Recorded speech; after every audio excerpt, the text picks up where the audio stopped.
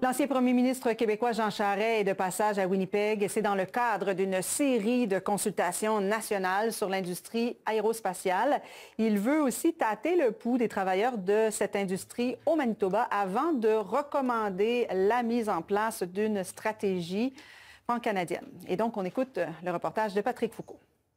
Winnipeg, le Manitoba plus précisément, est un arrêt nécessaire selon Jean Charest dans cette série de consultations à l'échelle du pays sur l'industrie aérospatiale. Le Manitoba, c'est la troisième province en importance dans cette industrie au Canada. Il y a plus de 5000 emplois qui sont créés, qui sont générés donc dans cette industrie seulement dans la province ici. Et vous voyez, on est présentement dans un centre de formation au collège Ninigan de Winnipeg où les étudiants ici veulent se lancer dans cette industrie.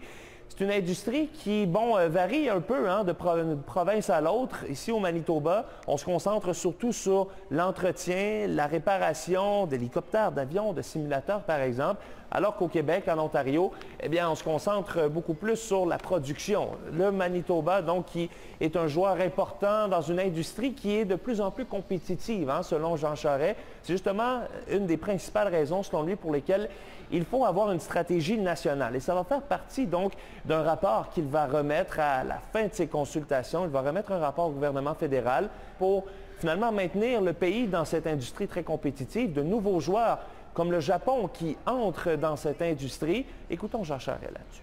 Elle est plus forte venant de nos compétiteurs traditionnels, que ce soit l'Europe, les Allemands, les Français, les Américains, mais également des nouveaux compétiteurs, les Japonais, les Russes et l'Inde et la Chine. Il faut absolument que le Canada, donc, s'inscrive dans ce mouvement-là. L'Association canadienne des industries aérospatiales affirme que le pays a perdu du terrain au courant des dernières années en ce qui a trait, entre autres, aux technologies de l'espace. Donc, tout ce qui se trouve au-dessus de notre ciel, finalement. L'association explique que sur cet aspect-là, le Canada était troisième dans le monde il y a à peine une dizaine d'années, après la Russie et les États-Unis.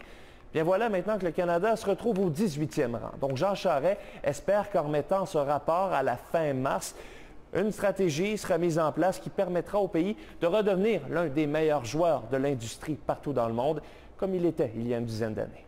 Ici Patrick Foucault, Radio-Canada, Winnipeg.